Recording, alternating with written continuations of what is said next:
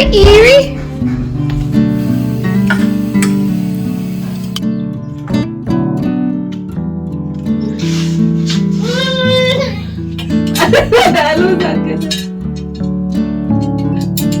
उससे थोड़े से ऊपर पकड़ा। आपके हाथ कंफर्टेबल नहीं है।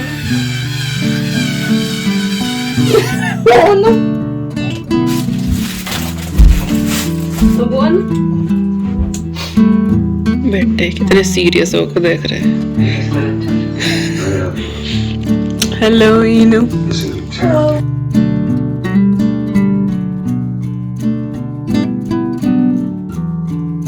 Hi everyone, Namaskar, Salam, Sat Sri Akal. Welcome back to Deeps All in One channel. I hope you all are doing really well. If you are new here, my name is Deepika and I upload here every alternate day about homemaking, mommy's lifestyle. If you like such topic, then please don't forget to subscribe for many more. ये video है last video के continuation में। Last video में मैंने आपके साथ अपना 5 AM morning routine share किया था, जिसको मैंने मिड मॉर्निंग तक कंटिन्यू किया था। और आज का ये व्लॉग है मिड मॉर्निंग से आगे का। ये क्लिप आपने लास्ट व्लॉग में भी देखी थी, जहां मैंने आपको बताया था कि मैंने लंच के लिए कुछ प्रेप करके रखी है। तो लंच के लिए मैंने साबुत मसूर यहाँ पे भिगो के रखी है और इसी के साथ सोया चंक्स मैंने भिगोए हैं नॉर्मल टेम्परेचर में। अगर आपको क्विकली बनाना है तो आप इनको गर्म पानी में भी भिगो सकते हैं। इसके बाद फिर मैंने अपना ब्रेकफास्ट किया था, थोड़ा सा अपना यूट्यूब रिलेटेड वर्क किया था, थोड़ी सी स्टडी करी थी और अब मैं आ गई हूँ किचन में लंच बनाने के लिए। तो सबसे पहले हम दाल बनाएंगे। दाल के लिए मैंने प्रेशर कुकर में ऑयल डाला है, you can use ghee as well. इसके बाद मैंने हींग ऐड करा है, एसफेटिडा, और साथ ही मैंने एक बड़ी इलायची इसके अंदर डाली है, थोड़ी सी क्रश करके, लाइक उसको तोड़ सा लिया था ताकि उसका फ्लेवर अच्छे से आए। इसके बाद मैंने 1 चम्मच इसके अंदर क्यूमिन सीड जीरा डाला है। जैसे ही जीरा क्रैकल हुआ है, फाइनली चॉप्ड मैंने इसके अंदर एक अनियन ऐड कर दी है, मैनुअल चॉपर में मैंने चॉप करी है। इसके बाद प्याज को हम अच्छे से भून लेंगे जब तक कि वो गोल्डन ब्राउन ना हो जाए। और जैसे ही वो गोल्डन ब्राउन होती है, उसके बाद हम इसमें ऐड कर देंगे नॉर्मल रूटीन के जो मसाले होते हैं, जैसे कि धनिया पाउडर, हल्दी पाउडर, रेड चिली पाउडर। मैं कश्मीरी रेड चिली यूज करती हूँ, इससे फ्लेवर इतना ज्यादा एनहेंस नहीं होता है, लेकिन कलर बहुत अच्छा आता है, ये तीखी नहीं होती है। साथ ही जिंजर गार्लिक की फ्रोजन क्यूब ऐड करी है और 2 टमाटर मीडियम साइज के, उसकी मैंने प्योरे बना ली थी, और 1 हरी मिर्ची मैंने इसके अंदर ऐड करी थी प्योरे बनाते हुए। तो प्योरे ऐड कर दी है और साथ ही अब यहाँ पे हम इसके अंदर ऐड कर देंगे थोड़ी सी कुटी हुई काली मिर्च, इससे बहुत ही अच्छा फ्लेवर आता है इस दाल के अंदर। साथ ही हम इसमें नमक डाल देंगे स्वाद के अनुसार और थोड़ा सा गरम मसाला भी डाल देंगे। और अब इस मसाले को हम अच्छे से पका लेंगे जब तक कि इसका ऑयल सेपरेट ना हो जाए।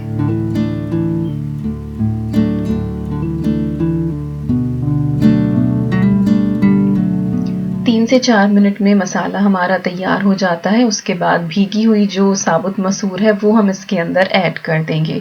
मैंने 2 लैडल भर के ये साबुत मसूर ली थी और इसके अंदर लगभग 1.5 कप के करीब मैं पानी ऐड कर रही हूँ। बट पानी जो है वो आप अपने अंदाजे से डालें कि आपके घर में किस तरह से जो है वो दाल पतली थिक कैसी खाई जाती है। साथ ही प्रेशर कुकर का भी हिसाब अलग अलग होता है, तो आप अपने अंदाजे से डालें।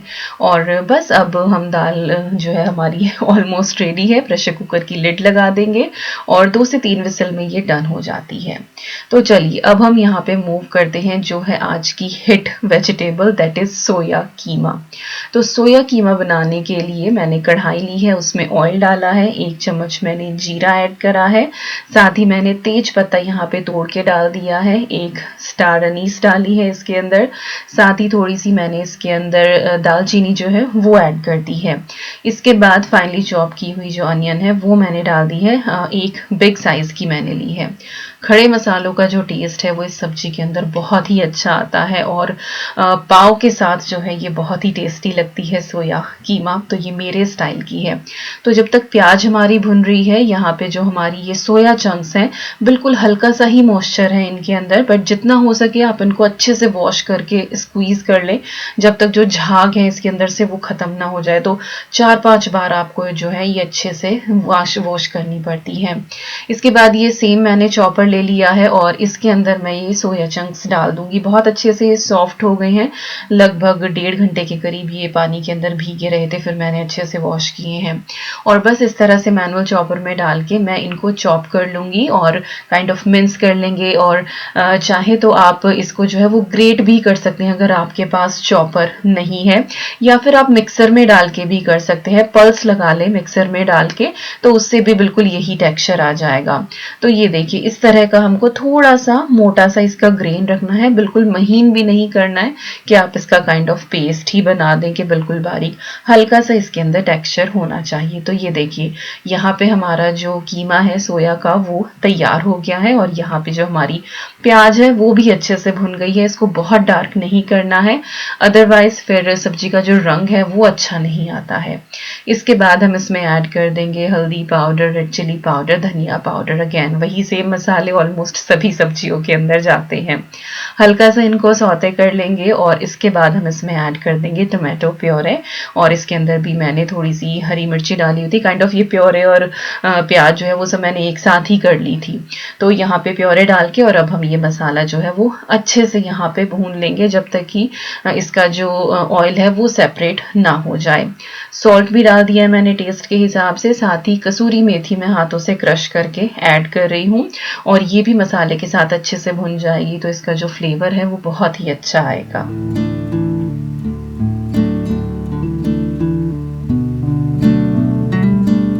और जैसे ही हमारा मसाला भुनेगा इसके अंदर मैंने 1 कप के करीब ऐड कर दी है फ्रोज़न मटर।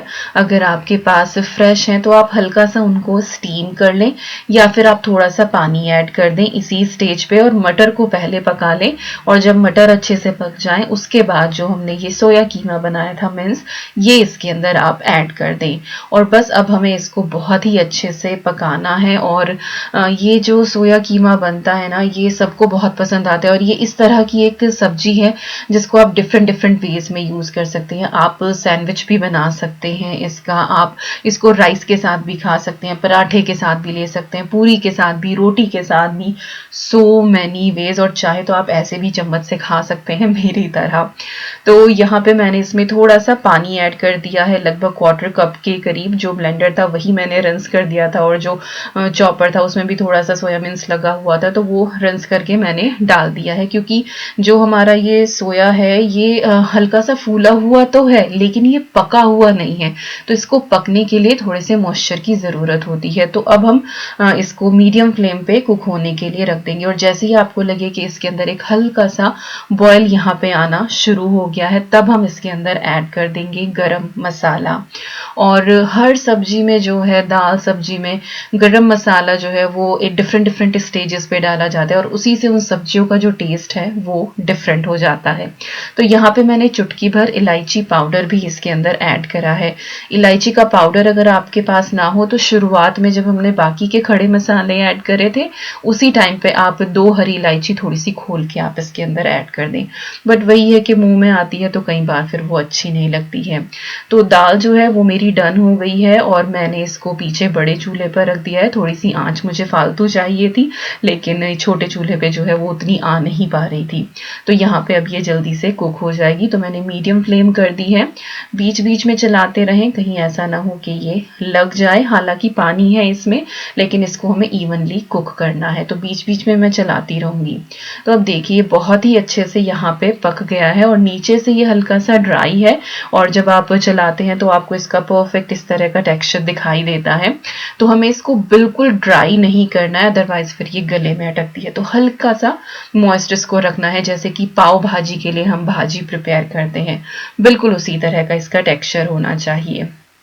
अब इसको थोड़ा सा और अच्छा टेस्ट देने के लिए और खट्टापन लाने के लिए हम इसके अंदर ऐड करेंगे दही। तो ये रूम टेम्परेचर की दही है, 3 से 4 टेबलस्पून मैंने यहाँ पे ऐड करी है।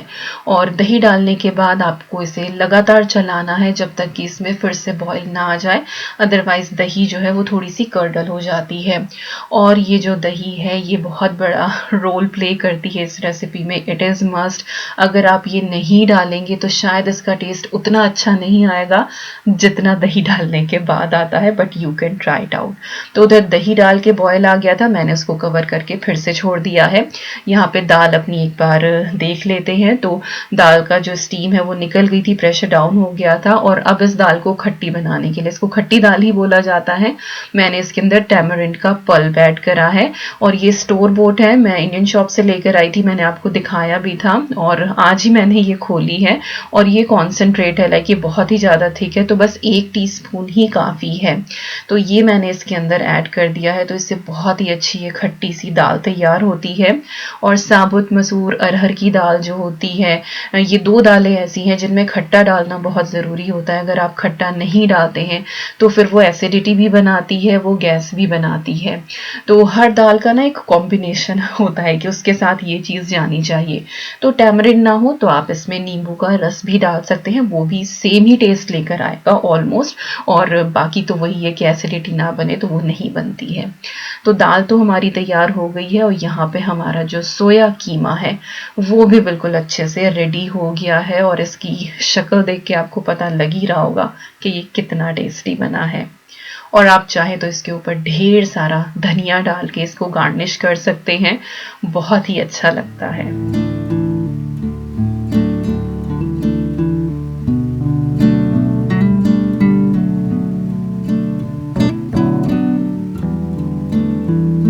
तो यहाँ पे मैंने कुछ हरी मिर्चें इसके ऊपर ऐड कर दी हैं, लंबी लंबी काट के। ये हल्की सी स्टीम को खो जाएंगी। और अगर आपके पास फ्रेश अदरक रखा हो तो उसकी भी मैचिंग स्टिक की तरह कट करके आप डाल सकते हैं, तो देखने में बहुत सुंदर लगती है। और जिसको खानी होती है वो खा भी लेता है उठा के, अदरवाइज साइड कर सकते हैं अदवी की तरह। तो किचन मैंने सारी अच्छे से क्लीन कर दी है। दोनों सब्जियां जो है, लाइक दाल सब्जी वो भी तैयार है, चावल मैंने भिगो दिया है। और बाहर के हालात जरा मैं आपको दिखा देती हूँ। सुबह का आपने देखा ही था व्यू के मैं अदवी को स्कूल छोड़ने गई थी, तो बहुत ही अच्छा खुला खुला सा मौसम था। और अब देखिए कितनी बारिश हो रही है, तूफान है और बहुत ही तेज बारिश थी। बट थैंक गॉड हम विकास जो है वो लंच टाइम तक वापस आ गए थे, तो उन्होंने अदवी को पिक कर लिया था। अदरवाइज इतने तूफान में फिर अवनी को लेके जाना कई बार बड़ी मुश्किल हो जाती है। बट उनका यही था कि वो अदवी के पिकअप टाइम तक वापस आ ही जाएंगे। बट मौसम जो है वो एकदम से ही ये बदला है, अदरवाइज कहीं से कहीं तक फोरकास्ट में नहीं था कि आज इस तरह से तूफानी बारिश होने वाली है। और यहाँ पे है हमारी अवनी, जो आपको बहुत ही अच्छी लगती है, उसकी शरारतें, उसका नटखटपन। आप लोग बस 1-2 मिनट इसको देखते हैं, मैं 24 घंटे रहती हूँ ना, बस लाइक कि आप सब आओ एक बार और देखो इसके साथ एक दिन बिताओ, तब पता लगेगा। खैर चलिए, मैं हर वीडियो में अवनी की शिकायत तो आप लोगों से कर ही देती हूँ और ये कंटिन्यू रहेगा। अब रोटियां जो हैं वो 2-3 ही बननी थी, तो मैंने रोटी मेकर में बना ली थी। और रोटी मेकर का एक और यूज, एक और हैक आपको बता देती हूँ। तो यहाँ पे मैंने रोटी मेकर लाइक ऑफ कर दिया है, पावर ऑन नहीं है, बट प्लेट्स इसकी गर्म है, तो इसमें जो है वो आप पापड़ सेक सकते हैं। बहुत ही क्रिस्पी, बहुत ही अच्छे, बिना ऑयल वाले इसके अंदर पापड़ रोस्ट हो जाते हैं। बस इस तरह से 1-2 बार पलट के आपको सेकना होता है। अगर बासी रोटी रखी हुई है तो आप उस रोटी को भी जो है वो दोबारा इसमें सेक सकते हैं, तो वो खाकरा टाइप बन जाती है। उबले चने रखे हैं तो वो भी आप उनके, वो जो चना जोर गर्म होता है वो बना सकते हैं। तो बहुत सारे यूज हैं रोटी मेकर के, and such a good device actually. Alright, तो ये थी हमारी लंच थाली। खट्टी दाल, साबुत मसूर, साथ में सोया कीमा और राइस है, रोटी है। हमने अच्छे से एंजॉय किया, थोड़ा सा ब्रेक लिया। और इसके बाद यहाँ पे ये दोनों बहनें खेल रही हैं, क्योंकि मुझे और विकास को अभी है काम। एक बहुत अवेटेड चीज़ जो है वो घर में आ गई है, जो बहुत दिनों से हम सोच रहे थे बट प्लान नहीं कर पा रहे थे कि कैसे कैसे करें। फिर बहुत सारे रिव्यूज़ पढ़े, then we are like okay we gonna do. तो बात यह है कि मेरी स्टडी डेस्क जो है वो चेंज हो रही है। ये अदवी की स्टडी डेस्क है जो पुराने घर में उसके रूम में होती थी, आइकिया से ली थी। और जो ये मेरी चेयर है, इसके जो हैंडल है ना ये नीचे चले जाते हैं, बट इस टेबल के हिसाब से मुझे थोड़े से ऊंचे करने पड़ते हैं, तो कई बार काम करते हुए मेरे लिए बिल्कुल भी कंफर्टेबल नहीं होता है। तो ना वो शोल्डर थोड़ा सा ऊपर चढ़ा रहता है, तो उससे जो है फिर हाथ में दर्द होने लगता है। और फिर चेयर जो है वो बहुत पीछे भी रहती है, तो इधर स्टेयरकेस इसके साथ भी जो है वो गैप कम रहता है। और एनी हाउ क्योंकि ये किड्स स्टडी टेबल है तो मेरे लिए इसकी हाइट जो है वो परफेक्ट नहीं बैठ रही थी। बस यही है कि हम लोग मैनेज ही कर रहे थे किसी तरीके से। बट अभी जो है घर में थोड़ा रेनोवेशन का काम चलने वाला है। देन वी थॉट के चलिए इसी काम से जो है वो शुरुआत करते हैं। तो ये है फ्लेक्सी स्पॉट की एक टेबल हमने ली है और अभी मैं आपको दिखाऊंगी, इसकी अनबॉक्सिंग भी करूंगी। बहुत सारे रिव्यूज़ मैंने इसके देखे हैं और बहुत ही अच्छी ये है और जो भी फीचर्स हैं वो आपको भी बता ही दूंगी। तो लिंक डाल दूंगी मैं डिस्क्रिप्शन बॉक्स में। If you are interested you can check it out. थोड़ी सी प्राइसी साइड पे है बट इसके बेनिफिट भी उतने ही ज़्यादा हैं और आप इसको डिफरेंट वेज में भी एक्चुअली यूज़ कर सकते हैं। तो यह सबसे पहला काम है रूम को खाली करना, क्योंकि इसको हमें अभी असेंबल करना है। सारी चीज़ें जो हैं वो फ्लैट पैक ही आती हैं यहाँ पे और उनको फिर दोबारा से हमें असेंबल करना होता है। तो ये वाली टेबल हम निकाल रहे हैं। फिलहाल हम इसको अभी अदवी के रूम में रख रहे हैं बट ये मोस्ट प्रोबेबल जो है वो एटिक में जाएगी, क्योंकि अभी एटिक का रेनोवेशन चलने वाला है। तो क्रिसमस हॉलीडेज बहुत ज़्यादा बिजी जाने वाली हैं हमारी। होपफुली हम अदवी का रूम भी रेनोवेट करा देंगे। तो यस, ये है बॉक्स। इसके अंदर जो है वो बॉटम पार्ट आता है इस टेबल का और यहाँ पे इसकी जो भी क्वालिटी है वो सारी लिखी हुई है कि इसका अप्रूवल जो है वो बहुत ही लाइक जो यहाँ की स्टैंडर्ड है उसके हिसाब से। और ये जो डेस्क है ना, इसकी हाइट आप ऊपर नीचे कर सकते हैं। तो अगर आपको कभी मन करे तो आप खड़े होके भी काम कर सकते हैं। तो flexi spot is a very known brand. I think जो लोग यूके में हैं वो अच्छे से जानते ही होंगे। तो बस इसको अभी यहाँ पे अनबॉक्स कर रहे हैं और फिर मैनुअल इसका निकाल के इसको हम असेंबल करना शुरू करेंगे। तो मैं जब भी कोई नई चीज़ लेती हूँ मैं हमेशा कोशिश करती हूँ कि मैं आप लोगों के साथ शेयर करूँ। आई डोंट नो कि आप में से क्या पता कोई भी ये सोच रहा हो, मन बना रहा हो कि हमें भी कुछ लेना है, बट होता है ना कि तब हमें सामने कुछ दिख जाता है कि अरे अच्छा चलो इन्होंने ये किया, इनके लिए ये अच्छी रही है, इनको ये सही चीज़ मिली है तो चलो हम भी ट्राई कर लेते हैं। तो बस यही मेरा एक पर्पस होता है कि जब भी कोई चीज़ ले तो वो मैं आपके साथ शेयर कर दूं। क्या पता आप में से किसी भी एक की हेल्प हो जाए, किसी को डिसीजन लेने में आसानी हो जाए। तो ये इसके साथ मैनुअल आता है और डिफरेंट कलर्स में भी अवेलेबल है। तो आप अपने घर के फर्नीचर के हिसाब से भी ले सकते हैं, जैसे ब्लैक भी है। और जो स्टेप्स है इसके वो बहुत ही ईजी हैं। तो जिस तरह से ये बनने हैं और हमेशा की तरह वही होने वाला है कि मैं इंस्ट्रक्शंस पढ़ती जाऊंगी और विकास जो है वो असेंबल करना शुरू करेंगे। ऑलमोस्ट हमें 30 मिनट्स लगे थे इस टेबल को असेंबल करने में। हालांकि बीच में जो है वो ईवी आके थोड़ा सा परेशान भी कर रही थी।